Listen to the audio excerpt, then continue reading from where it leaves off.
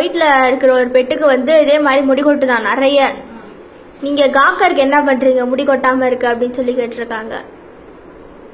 காக்கருக்கு என்ன பண்ணுவோம், நம்ம நார்மலா எல்லா பெட்டுக்கும் பண்றதுதான். அந்த முடி கொட்டதான் செய்யும். முடி நிறைய இருக்கும் உங்களுக்கு. எல்லா பெட்டுக்குமே அப்படிதான் இருக்கும். பூனையா இருந்தாலும் நாயா இருந்தாலும் முடி கொட்டதான் செய்யும். ஏற்கனவே ஒரு வீடியோ போட்டிருக்கோம், அவங்க அதை பார்த்தா ஃபுல் வீடியோவா இருக்கும். ஒண்ணுமே பண்ண முடியாது, சீவி விடணும். முடிய வந்து நம்ம சீப்பு வாங்கி வச்சு சீவி விடணும். நீங்க வந்து கொஞ்சம் நல்லா காஸ்ட்லியா நான் வளர்த்துக்கணும் அப்படின்னா நீங்க ஃப்ரெஷ்ஷா போய் அதுக்குன்னு தனியா சீப்பு இருக்கும், அந்த மாதிரிலாம் வாங்கி சீவலாம். நாங்க நார்மலா நம்ம கடையில வைக்க இல்லையா அந்த மாதிரி சீப்பு வந்து இப்படி கையில மாட்டிருக்காங்க. இந்த மாதிரி சீப்பு வச்சு இப்படி கையில மாட்டிட்டு இந்த மாதிரி சீப்பு வச்சு நாங்க சீவிப்போம். சீவிட்டு அப்புறம் குளிக்க ஊத்தும் போது கையில நான் ஒரு கிளவுஸ் மாதிரி காமிப்பேன். அதுல இருக்க முள்ளு இதே மாதிரி முள்ளுலா இருக்கும், கடிச்சு இதை நாஸ்தி பண்றதுக்கு. அந்த மாதிரி சீப்பை வச்சு என்ன செய்வோம், அந்த கிளவுஸ வச்சுட்டு குளிக்க ஊத்தும் போது நல்லா தேய்ச்சி எடுத்துருவோம். 2 நாளைக்கு ஒரு குளிக்க ஊத்துருவோம்ல, அப்ப வந்து சீவம் தேய்ச்சி எடுத்துருவோம். சீப்பை வச்சு நம்ம சீவி எடுப்போம். வீக்லி ஒன்ஸ் வீக்லி ட்வைஸ் கண்டிப்பா சீவி எடுத்துடணும். இல்லாட்டி முடி கொட்டதான் செய்யும். நம்ம என்ன சீவினாலும் எப்படி பண்ணாலும் முடி கொட்டும். அந்த கிளைமேட் சேஞ்ச் ஆகிற டைம்ல அந்த குளிர்காலத்துல என்ன செய்யும், முடி கொட்டும். அதுக்கு வந்து வேற சொல்யூஷன் எல்லாம் ஒண்ணும் கிடையாது. மருந்து மாத்திரை எல்லாம் கொடுத்தா இவங்க தாங்க மாட்டாங்க. நம்ம முடி கொட்டுறதுங்கிறதுக்காக நம்ம மருந்து மாத்திரை சாப்பிட்டுட்டே இருக்க முடியுமா, அந்த மாதிரிலாம் செய்ய முடியாது. அப்படிதான் இருக்கணும். நமக்கு முடி கொட்டுற மாதிரி தான் அவங்களுக்கும் போட்டோம். நம்ம என்ன செய்வோம், என்ன ட்ரீட்மெண்ட் பண்றோம், சீவிரம். சீவி முடி எடுத்து ஊத்தி போடுற மாதிரி இவங்க எழுத சீவி அந்த தூக்கி போட்டுற வேண்டியதுதான். இதுக்காக எல்லாம் ஒன்னும் வைத்தியம் தான் பண்ண முடியாது. உனக்கு ஒரு கொஸ்டின் கேட்டிருக்காங்க. என்னன்னா, நீ எதுக்கு காக்கருக்கு வந்து ஒரு அசிங்கமான கயிறை வந்து கட்டி வச்சிருக்கீங்க, ஏதாவது நல்ல கயிறா வாங்கி வந்து மாட்டலாம்ல, எதுக்கு இவ்வளவு அசிங்கமான கயிறை காக்கருக்கு போட்டு வச்சிருக்கீங்க அப்படின்னு கேக்குறாங்க. இல்ல, எங்களுக்கு வந்து இதை வாங்கி கொடுக்குற அளவுக்கு தான் வசதி இருக்கு. சோ எங்களுக்கு வந்து இது ஓகே. காக்கருக்கு நாங்க யூஸ் பண்ண மாட்டோம், சும்மா பேருக்கு இங்க வெளில போனா ஒரு சேஃப்டிங்கிற பேருக்கு தான் வச்சுப்போமே தவிர கார்ல போகும்போது நேரா எங்க அம்மா வீட்டை கூட்டு போறோம். இல்ல வெளியில கூட்டு போறது இதான் ஃபர்ஸ்ட் டைம். நீங்க லாஸ்ட் வீடியோ பாத்துருப்பீங்க, அதான் ஃபர்ஸ்ட் டைம் நாங்க வெளியில கூட்டு போறதுன்னு.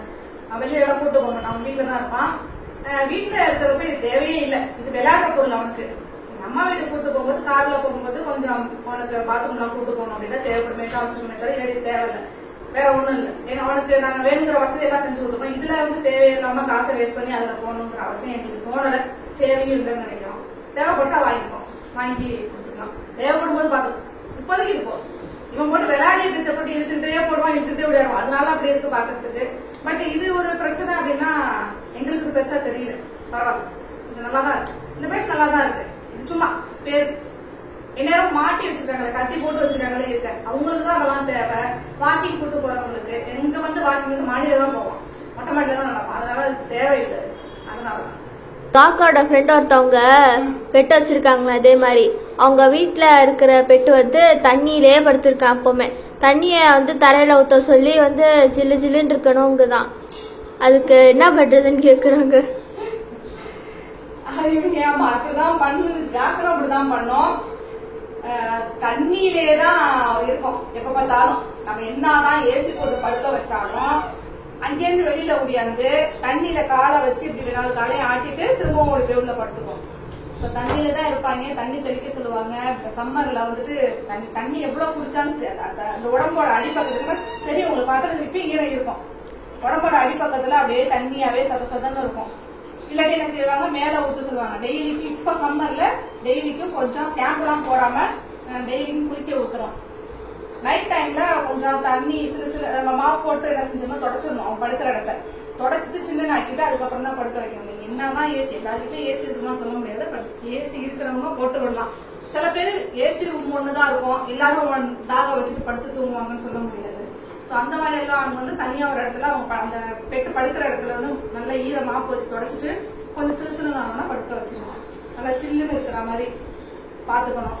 இவங்களை கொஞ்சம் கேர் பண்ணி பார்த்துதான் ஆகணும், இல்லாட்டி இவங்களால தாங்க மாட்டாங்க, மூச்சு வாங்குவோம். இப்ப அப்படிதான் நாங்க பாத்துக்கிறோம். ரூம்ல படுக்க வச்சாலுமே என்ன செய்வோம், மாப்பாட்டு தொடச்சிடுவோம், தொடச்சிட்டு தான் படுக்க வைப்பான். என்ன ஏசி போட்டு படுக்க வச்சாலும் அவன் தண்ணி தரையில தண்ணி இருக்கணும்னு தான் சொல்லுவான்.